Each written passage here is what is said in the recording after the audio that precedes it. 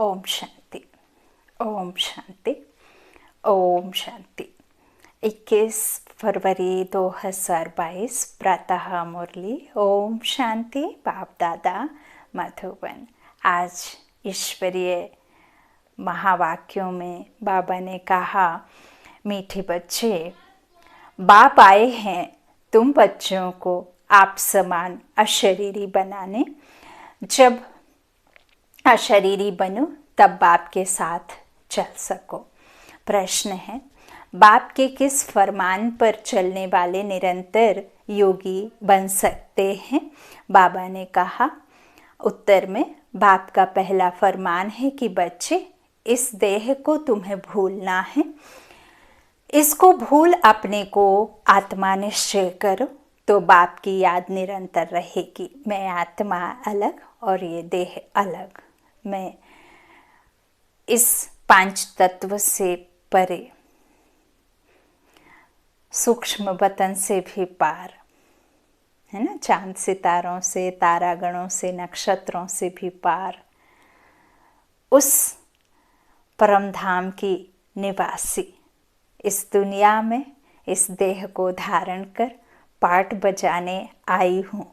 मैं यहाँ मेहमान हूँ, है ना। मेहमान आते हैं जाते हैं, है ना। इस तरह मैं आत्मा अलग शरीर अलग, है ना। तो इस तरह से खुद को आत्मा निश्चय करो। बाबा कहते हैं, निश्चय करो कि मैं आत्मा हूँ और बाप की याद निरंतर रहेगी ऐसा करने से। क्योंकि जब हम खुद को आत्मा निश्चय करेंगे तब तो हम निराकार परमात्मा को याद करेंगे। यदि हम देह को याद करेंगे तो हमें देह के संबंध याद रहेंगे, और निराकार परमात्मा को याद करना है तो हमें अशरीरी होना पड़ेगा, क्योंकि तो वो तो निराकार है ना। तो बाबा कहते फिर इस तरह से आपको निरंतर याद रहेगी। सदैव एक ही पाठ पक्का करो कि मैं आत्मा निराकारी दुनिया की रहने वाली हूँ। इससे तुम्हारा देह अहंकार खत्म हो जाएगा। बुद्धि में किसी भी देहधारी की याद ना आए तो निरंतर योगी बन सकते हो। गीत है, तुम्हें पाके हमने जहाँ पा लिया। ओम शांति। यह किसने कहा? आत्मा ने कहा। ओम अर्थात मैं शांत स्वरूप हूँ। यह सब समझने की बातें हैं। पहले पहले तो अपने को आत्मा निश्चय करो। हम आत्मा फर्स्ट, बाद में यह शरीर मिलता है। हम आत्मा किसकी संतान है? उस शांति के सागर की, ज्ञान के सागर परमपिता परमात्मा की। वह सदैव शांत है। हम आत्मा एक शरीर छोड़ दूसरा लेते हैं, पाठ बजाते हैं। शिव बाबा तो विचित्र है। अब वो विचित्र है तो हम आत्मा ही विचित्र हैं, है ना। तब हम, बाबा देखिए चरित्र का चित्रण करता है, इस शरीर का नहीं, है ना। तो वो विचित्र है, इसीलिए हमारे विचित्र का ही चित्रण करेगा। तो उस आत्मा को अपना चित्र नहीं है। उस परमपिता परमात्मा को चित्र अर्थात जो दिखने में आता है, जो शरीर रूपी चित्र, तो उस परमात्मा का तो खुद का नहीं है ना चित्र। हम आत्माओं को है चित्र जो दिखाई देता है ना। तो बाबा कहते हैं इस तरह से हम एक शरीर छोड़ दूसरा लेते हैं, पाठ बजाते हैं। लेकिन शिव बाबा तो विचित्र है, उसको अपना शरीर नहीं है, कोई चित्र नहीं है। तुमको तो अपना चित्र अर्थात शरीर है। बोलते रहते हो। बाप कहते हैं मैं सदैव विचित्र हूँ। ब्रह्मा विष्णु शंकर सूक्ष्म चित्रवान हैं, मैं विचित्र हूँ। तुम आत्माएं भी मेरे साथ निर्वाण धाम में रहने वाली हो। हमारा जो शरीर बनता है ना, वो माँ के गर्भ में बनता है।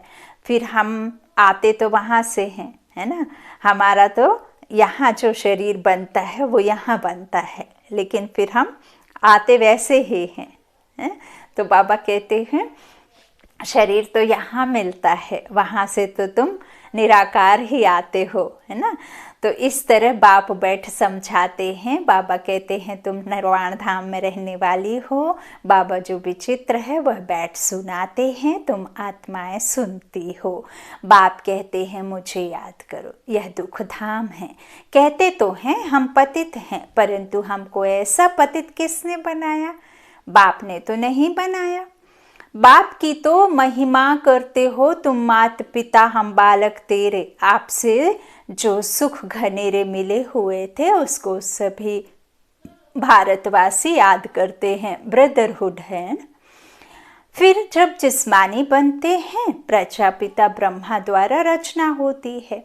आत्मा तो है ही अविनाशी, परंतु फादरहुड तो नहीं कहेंगे। सन्यासी लोग कहते हैं शिवो अहम तत्वम, ईश्वर सर्वव्यापी है, फिर तो सब फादर हो जाते हैं। हाँ, तो यह तो बेकायदे हो जाए। बच्चे पुकारते ही हैं मुक्ति अथवा जीवन मुक्ति का वर्षा लेने। बाबा कहते तो जब जहाँ यहाँ आते हो तो अपने को आत्मा समझ बाप को याद करो। हम आत्मा है, ऐसे नहीं कि हम परमपिता परमात्मा है, नहीं, है ना। हम आत्मा हैं परमपिता परमात्मा के, हम सब बच्चे ब्राह्मण ब्राह्मणियां हैं। तुम सब ब्रह्मा के बच्चे और शिव बाबा के पोतरे ठहरे। सब याद करते हैं परमपिता परमात्मा को। ओ गॉड फादर कहते हैं, फिर उनको सर्वव्यापी कहेंगे तो वर्षा कहाँ से मिलेगा? भक्ति मार्ग में सब भगवान को याद करते हैं। भगवान एक है, तुम सब भगत हो। ब्राइड्स अनेक, ब्राइड ग्रूम अथवा साजन एक है। वह बाप है, बाकी सब बच्चे हैं।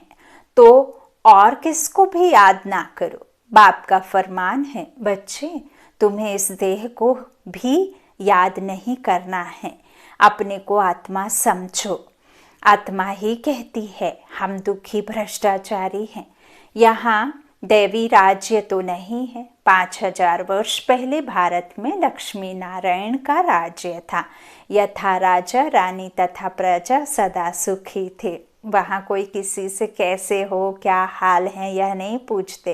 देख के मुस्कुराते ज़रूर हैं, है ना, लेकिन क्योंकि वहाँ हाल बेहाल नहीं होते, वहाँ अनेकता नहीं होती, वहाँ एकता होती है ना। तो वहाँ धर्म गिलानी या इस तरह से मतांतर नहीं होते हैं। बाबा कहते हैं वहाँ यथा राजा रानी एक धर्म, तो लड़ाई की बात ही नहीं है। जब सबका ही एक धर्म है तो प्रजा सदा सुखी थे। अकाली मृत्यु नहीं होता, है ना। किसी का एक्सीडेंट, कोई भूख से, कोई किसी बीमारी से, कोई एक्सीडेंट से, इस तरह से किसी भी तरह से वहाँ पे बीमारी नहीं होती, ना ही कोई अकाली मृत्यु होती है, ना ही कोई भूखा गरीब होता है। तो बाबा कहते हैं किसी भी तरीके का वहाँ दुख होता नहीं, बहुत थोड़े थे। यह भारतवासी सब भूल गए हैं कि हमारा भारत पहले पहले हेवन था, स्वर्ग था। कहते भी हैं हेवनली गॉड फादर। हेवन कोई मूल वतन को नहीं कहा जाता। वहाँ थोड़े ना ये साकारी दुनिया है, हम शरीर को लेकर के थोड़ी हेवन में वहाँ रहेंगे मूल वतन में, है ना। तो बाबा कहते हैं यह याद रखना, हम आत्मा निराकारी दुनिया की रहवासी हैं और कोई देहधारी की याद ना आए। देह अहंकार छोड़ अपने को आत्मा समझ बाप को याद करना है। यह जो कुंभ का मेला कहते हैं वह कोई सुहावने संगम युग का मेला नहीं है। संगम कहा जाता है कलयुग के अंत और सतयुग के आदि। सतयुग का आदि और कलयुग का अंत। तो कलयुग है ही पतित दुनिया और एक भी पावन नहीं है, तो ये बीच का है ना। तो भल महात्माएं भी हैं परंतु पावन तो कोई नहीं। शरीर तो उनका पतित है, बेकार से ही पैदा हुआ। सब कहते हैं यह पतित दुनिया है। कुंभ पर जाते हैं पावन बनने के लिए, गंगा में स्नान करते हैं तो जरूर पतित है, नहीं तो गंगा तट पर इतनी भीड़ ना हो यदि पाप ना हो तो, है ना। तो साधु संत सब जाते हैं पावन बनने। बाप कहते हैं मैं तब आता हूँ जब बहुत भ्रष्टाचार होता है, मनुष्य बहुत दुखी हो जाते हैं, मैं आकर इन सब का उद्धार करता हूँ। अहिल्याएं, गणिकाएं, साधुओं गुरुओं आदि का उद्धार करने आता हूँ। मैं बापों का बाप, पतियों का पति, काल का काल, महाकाल, महादेव हूँ मैं। तो इस तरह से बाबा कहते हैं मैं उद्धारक हूँ, मैं उद्धार करने आता हूँ, क्योंकि वह तो पावन आत्माएं हैं नहीं। पतित दुनिया में कोई भी पावन नहीं, पावन दुनिया में कोई फिर पतित नहीं होता। लौ नहीं है। साधु लोग अपने को महान आत्मा कहाँ समझते, वह तो अपने को परमात्मा समझते हैं। शिवो अहम कहते हैं। प्राचीन महात्माएं आदि तो कहते थे परमात्मा बेअंत है, वह रचता और उसकी रचना के बेअंत हैं। तो फिर निर्वाण धाम कैसे ले जाएंगे? उन्हों को पता ही नहीं कि जीवन मुक्त भी भारत था। जीवन था लेकिन मुक्त था। तो उस समय और कोई धर्म नहीं था, सिर्फ सूर्यवंशी और चंद्रवंशी थे। फिर सूर्यवंशी बदल चंद्रवंशी बने। और ऐसा नहीं है कि सूर्यवंशी जब चंद्रवंशी घराने में जाते हैं तो कोई लड़ाई करके वो सूर्यवंशी का घराना छीनते हैं, नहीं। वो जब उनकी धीरे से कलाएं कम होती हैं तो वो अपना उनको सौंप देते हैं राज्य। ऐसा नहीं है कि लड़ाई करके वो जीत हासिल करते हैं। बाबा कहते हैं फिर सूर्यवंशी बदल चंद्रवंशी बने। पुनर्जन्म में आते हैं ना, 84 पुनर्जन्म लेते हैं। 84 लाख नहीं, यह तो बड़ा गपोड़ा लगा दिया है।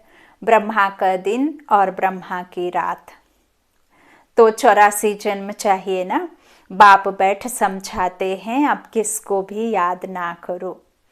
हम आत्मा मोस्ट बिलवड परम पिता परमात्मा की संतान है। ऐसे नहीं कि सब परमात्मा के रूप हैं, यह तो इम्पॉसिबल है। यही एक भूल है। बाप एक ही है, बाकी सब हैं बच्चे। आत्माएं सब ब्रदर्स हैं। फिर जब शरीर में आते हैं तो प्रजापिता ब्रह्मा को ग्रेट ग्रेट ग्रैंडफादर कहेंगे ना। पहले पहले हैं ब्राह्मण।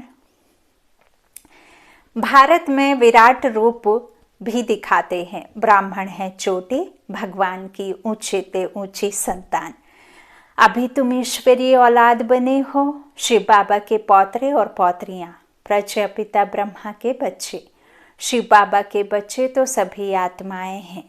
तुम वर्षा शिव बाबा से ले रहे हो। शिव बाबा है झोली भरने वाला, कोई कंधे पे लटकी हुई झोली भरने वाला नहीं, बल्कि आत्मा रूपी झोली जो खाली हो गई है, अब गुणों से भरपूर हो गई है, उसे सद्गुणी बनाने के लिए, रत्नों से भरने के लिए, शुद्ध गोल्ड 24 कैरेट का गोल्ड बनाने के लिए। तो शिव बाबा है झोली भरने वाला, और खाली करने वाली है माया। माया माना कोई संपत्ति को नहीं कहते, 5 विकारों को कहते हैं। संपत्ति तो देवी देवताओं के पास इतनी थी कि हम सोच भी नहीं सकते हैं, है ना। तो वो क्यों दुखी नहीं थे? क्योंकि वहाँ निर्विकारी थे, विकार नहीं था। यहाँ विकार है, इसीलिए माया उसे ही कहा गया है। गाते भी हैं पतित पावन सीताराम, है ना। तो परंतु मनुष्यों की बुद्धि में त्रेता वाला राम सीता है। तो वो तो मनुष्य जो जन्म मरण में आते हैं वो हैं चंद्रवंशी घराने के राजा रानी, तो उनका समझ लेते हैं। बाबा कहते हैं तुम बच्चे जानते हो सतयुग त्रेता है सुख धाम, वहाँ दुख का नाम निशान भी नहीं रहता। पतित पावन सबका बाप एक ही है। यहाँ तो हनुमान के मंदिर भी जाकर कहते हैं तो मैं व माता पिता, तो वह कैसे हो सकता? सबका सदगति दाता पतित पावन एक ही है। वही ज्ञान का सागर है। वह जो सागर से नदियाँ निकलती हैं वह तो पानी है, पहाड़ों से निकलती हैं। पानी तो पतित पावन हो ना सके। कोई भी खंड में ऐसे नहीं कहेंगे कि पानी में स्नान करने से पावन बन मुक्ति को पाएंगे। यह तो हो नहीं सकता। एक मुक्ति, दूसरी है जीवन मुक्ति। मुक्ति और जीवन मुक्ति ये 2 शब्द हैं। मुक्ति अर्थात जहाँ आत्माएं रहती हैं, और जीवन मुक्ति अर्थात जहाँ जीवन है लेकिन मुक्त अवस्था में, अर्थात सतयुग में, सुख की दुनिया में, है ना।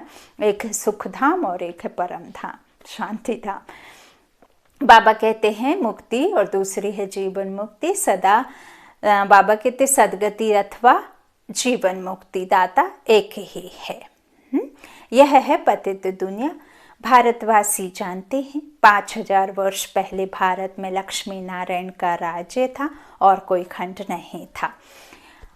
5000 वर्ष की बात तुम भूल गए हो, पीछे फिर और खंड आते हैं। अब इतनी वृद्धि हो गई है। देखो बच्चे, यह हमेशा याद रखो, जब सुनते हो तो यह मत समझना यह दादा व ब्रह्मा बोलता है, या कोई टीचर बहन बोल रही है, या कोई भी जो भी आपको ये ज्ञान देता है वो बोल रहा है। बाबा कहते नहीं, यह दादा व ब्रह्मा बोलता है ऐसा नहीं समझना। शिव बाबा जो सबका रचयिता है वह बैठ रचना का राज ब्रह्मा के द्वारा समझाते हैं।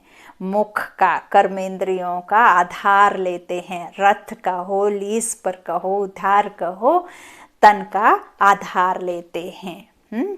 तो इस तरह वह बैठ उसमें समझाते हैं, क्योंकि वो परमात्मा है, उसको अपना शरीर नहीं तो वो बोल नहीं सकता, आत्मा बोल नहीं सकती है ना बिना शरीर के। तो ऋषि मुनि तो सब कहते रहे कि परमात्मा बेअंत है, हम नहीं जानते। आस्तिक तो तुम ब्राह्मण हो जो निश्चय करते हो कि बाबा हमको अपनी और रचना की नॉलेज देते हैं, त्रिकालदर्शी बनाते हैं।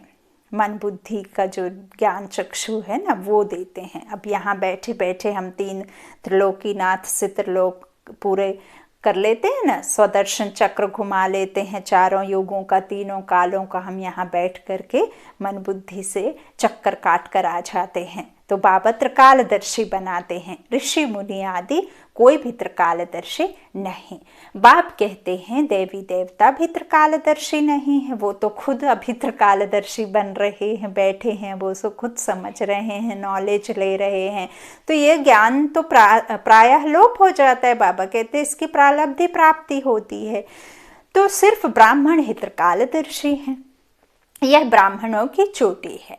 ब्राह्मणों से नई रचना होती है। तुम हो सबसे उत्तम। तुम बाप की श्रीमत पर भारत को श्रेष्ठ ते श्रेष्ठ बनाते हो। श्रीमत भगवान की है, कृष्ण की नहीं। कृष्ण पतित पावन नहीं। कृष्ण तो सतो प्रधान अवस्था में प्रिंस है ना, सतो प्रधान दुनिया में, वो भी कृष्ण की नहीं है। बाबा कहते हैं पतित पावन नहीं, पतित पावन एक ही है, वह सबका बाप है, बच्चा है कृष्ण उस रचता का, है ना। तो हमेशा याद करो, हम आत्मा इन ऑर्गन्स के द्वारा सुनते हैं। आत्मा अभिमानी भव, आत्मा अभिमानी भव। हम आत्माओं को ज्ञान देता हूँ, तब गाया हुआ है ज्ञान अंजन सतगुरु दिया। पतित पावन सदगति दाता वही है। बच्चों को बाप पैदा करते, फिर टीचर बनकर पढ़ाते, फिर गुरु बनकर सदगति देते हैं। देखा बच्चों को, बाबा ने देखिए कितनी प्यारी लाइन कही, बच्चों को बाप पैदा करते, फिर टीचर बनकर पढ़ाते, फिर गुरु बनकर सदगति देते हैं। एक में ही 3, तो तीनों एक में ही है। सदगति में ले जाने वाला, सदगति दाता एक ही बाप है। तुम बच्चे नई दुनिया में जाने के लिए अथवा मनुष्य से देवता बनने के लिए यह पढ़ाई पढ़ रहे हो। अभी यह पतित मनुष्य सृष्टि खत्म होकर देवी दुनिया होने वाली है। अभी भल देवताओं को पूजते हैं, परंतु यह नहीं जानते कि हम देवी देवता धर्म के हैं। जिसको पूजते हैं उनका वह धर्म कहेंगे ना। भारतवासियों का तो आदि सनातन देवी देवता धर्म था, स्वर्ग था। आप कहते हैं मनुष्य 84 लाख जन्म लेते हैं, क्या सब लेते हैं? इतने लाख जन्म हो तो उसके लिए बहुत बड़ा कल्प चाहिए। यह भी ड्रामानुसार खेल बना हुआ है। जो पास्ट हुआ सो ड्रामा, मूल बतन सूक्ष्म बतन को भी तुम बच्चे ही जानते हो। बाबा कहते हैं तुम हो स्वदर्शन चक्रधारी। स्वदर्शन, आत्मा का आत्मा दर्शन करती है, देव दर्शन, है ना। फिर देव दर्शन करते, फिर बाद में हम आते हैं सतयुग, त्रेता, द्वापर, कलयुग, है ना। तो ये कैसे आत्मा अपना स्व का दर्शन, कैसे चक्रधारी बाबा आकर बनाते हैं, कैसे हमारा 84 का चक्र घूमता है, फिरता है। तो बाबा कहते हैं यह स्वदर्शन चक्रधारी, तुम जानते हो। वह विष्णु को स्वदर्शन चक्रधारी कहते, जो फिंगर पे चक्र घुमाते रहते। बाबा कहते फिर उनको समझ लेते हैं, जबकि असल में बाप ने समझाया है कि किसे चक्रधारी कहते हैं। बाप समझाते हैं विष्णु के दो रूप, लक्ष्मी नारायण स्वदर्शन चक्रधारी नहीं है। स्वदर्शन चक्रधारी तुम ब्राह्मण हो, कितना फर्क हो जाता है। वह फिर कहते हैं कृष्ण का स्वदर्शन चक्र था। अब देवी देवता तो हिंसक थे, वो तो किसी की हिंसा कर नहीं सकते। देवी देवता कैसे किसी की हिंसा कर सकते हैं। फिर कहीं कंस को मारना दिखा दिया, कहीं अकासुर बकासुर, ना जाने कितने। तो बाबा कहते हैं हमारे अंदर ही जो आत्मा में विकार है, वही अकासुर वही बकासुर हैं, उन्हीं से जीत पानी है ना। योग बल से योग अग्नि में इन विकारों को दग्ध करना है।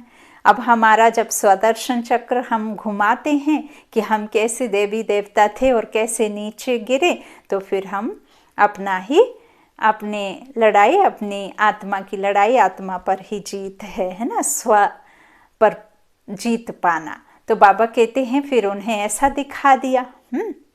स्वदर्शन चक्र था, लड़ाई के मैदान में चक्र चलाया, फिर कौरव मारे गए। लेकिन देवता कभी हिंसा थोड़े ही करते हैं, वह तो डबल अहिंसक है ना उनमें विकार है ना लड़ाई है। सबसे बड़ी हिंसा है एक दो को विष पिलाना, काम कटारी चलाना। बाप कहते हैं इससे आदि मध्य अंत दुख भोगते आए हो। सतयुग में काम कटारी नहीं चलती थी, वाइसलेस राज्य था, सर्वगुण संपन्न मर्यादा पुरुषोत्तम थे, हिंसा थी नहीं। इस समय रावण का राज्य है, 5 विकार सर्वव्यापी हैं, और फिर कह देते परमात्मा सर्वव्यापी हैं। इस साइंस से जो भी विमान आदि निकले हैं अभी 100 वर्ष के अंदर हैं, यह किस लिए यह ट्रायल हो रही है, यह सब चीज़ें फिर भविष्य में काम आने वाली हैं। इन्हों के द्वारा भी सब कुछ विनाश हो जाएगा। बाबा कहते हैं अभी बॉम्ब आदि जो बना रहे हैं वो कोई रखने के लिए नहीं है ना, विनाश के कार्यों में हेल्प करने के लिए है। तो फिर यह सुख के काम आएंगे। यहाँ तो सुख भी है तो दुख भी है, इसको माया का पंप कहा जाता है। विनाश हो यह तो अच्छा है ना। कहते भी हैं पतित पावन आओ, क्या आकर करो। बाबा फिर से स्वर्ग की स्थापना करो तो हम सुख पावें। बाप समझाते हैं बच्चे यह खेल बना हुआ है। बाप सुखधाम रचते हैं, रावण फिर दुखधाम बनाते हैं। शांति धाम से आत्माएं पहले पहले आती हैं, सुख धाम में पवित्र आत्माएं ही आती हैं। इस समय सब पतित हैं, तब तो याद करते हैं कि आओ। बाप भी ड्रामा के बंधन में हैं। बाप कहते हैं जब सब दुखी हो जाते हैं, हर एक आत्मा पुकारती है दुख से, तब ही मुझे आना पड़ता है। कलयुग अंत और सतयुग आदि का यह संगम है। वह संगम पर कुंभ का मेला करते हैं, वह है पानी के सागर और नदियों का मेला। तुम कहेंगे यह है परमपिता परमात्मा और हम आत्माओं का मेला। बाबा को अपना शरीर तो नहीं है। बाप कहते हैं बच्चे मुझे नॉलेज देने के लिए तन जरूर चाहिए, नहीं तो मैं कैसे बात करूं, इसलिए मैं इनको अडॉप्ट करता हूं। तुम अब ईश्वर के सम्मुख आए हो, बाबा द्वारा जानते हो हम ईश्वर के बच्चे हैं। अब परमपिता परमात्मा पूछते हैं मैं आऊं कैसे, किस में प्रवेश करूं। ज़रूर मुझे पतित दुनिया पतित शरीर में आना पड़ता है, प्रेरणा से तो कोई बात नहीं बनती है।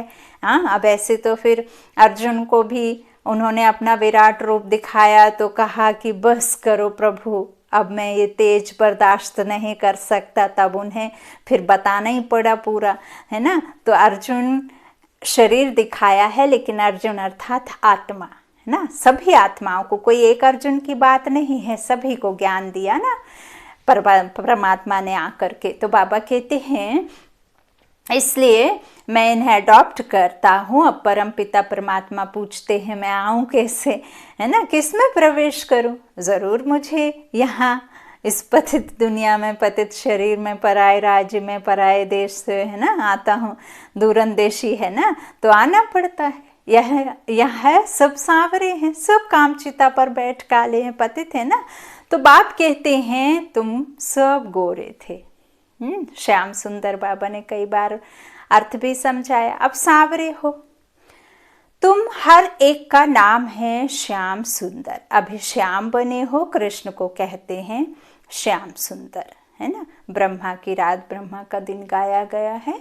ब्रह्मा बनने में 84 जन्म, और ये अंतिम जन्म में वो श्याम से सुंदर बनते हैं। बरोबर भारत पहले सुंदर था, गोल्डन एज था, फर्स्ट क्लास प्रकृति थी, वहाँ लूले लंगड़े नहीं होते। कृष्ण है नंबर 1 श्याम सुंदर। शिव बाबा इनकी ब्रह्मा के ही तन का आधार लेकर इनको, और साथ साथ तुम बच्चों को श्याम से फिर सुंदर बनाते हैं। अच्छा, मीठे मीठे सिकी लाधे बच्चों प्रति माता पिता बाप दादा का याद प्यार और गुड मॉर्निंग। रूहानी बाप की रूहानी बच्चों को नमस्ते। हम रूहानी बच्चों की रूहानी माता पिता बाप दादा को याद प्यार और गुड मॉर्निंग। शुक्रिया बाबा, मीठे बाबा, प्यारे बाबा, सबका साथी, सबका सहारा, मेरा बाबा, सबका बाबा। धारणा के लिए मुख्य सार। पहला बाबा ने कहा हम ब्राह्मण चोटी सबसे उत्तम है। वो जो चोटी पीछे दिखाते वो चोटी नहीं, है ना। ऊपर में शिव परमात्मा, फिर ब्रह्मा विष्णु शंकर दिखाया है, और ब्राह्मण चोटी तप करते हुए दिखाया ना है। तो बाबा कहते हैं हम ब्राह्मण चोटी सबसे उत्तम है। इस नशे में रहे श्रीमत पर भारत को श्रेष्ठ से श्रेष्ठ बनाने की सेवा करनी है, आस्तिक बनना और बनाना है। दूसरा, देह अहंकार को छोड़ आत्माभिमानी बनना है। विचित्र अशरीरी बनने का पूरा पूरा पुरुषार्थ करना है।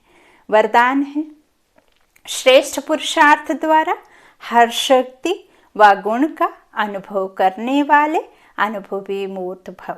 सबसे बड़ी अथॉरिटी अनुभव की है।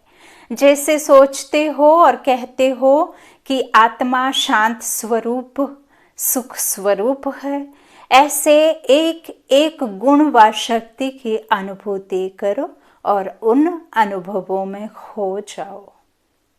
जैसे बाबा प्रेम का सागर है, तो बस इस एक पॉइंट में टिक जाएं, इमर्ज करें। 5 मिनट, 10 मिनट, 20 मिनट, जितना आप कर सकते हैं, उठते बैठते कर सकते हैं।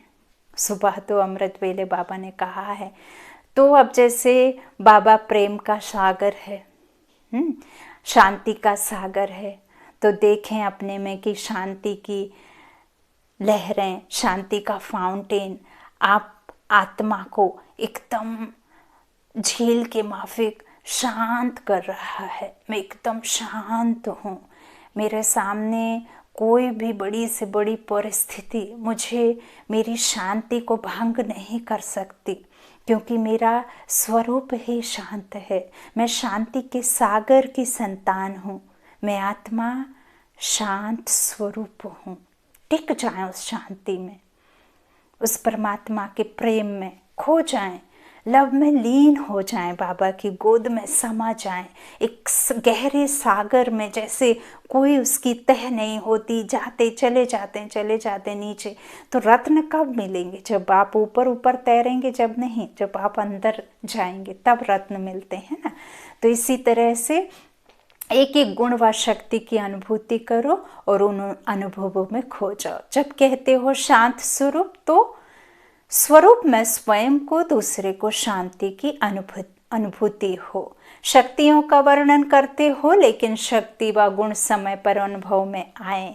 अनुभूति मूर्त बनना ही श्रेष्ठ पुरुषार्थ की निशानी है, तो अनुभवों को बढ़ाओ। स्लोगन है संपन्नता की अनुभूति द्वारा संतुष्ट आत्मा बनो, तो अप्राप्ति का नाम निशान नहीं रहेगा। संपन्नता की अनुभूति द्वारा संतुष्ट आत्मा बनो तो अप्राप्ति का नाम निशान नहीं रहेगा। ओम शांति, ओम शांति, ओम शांति।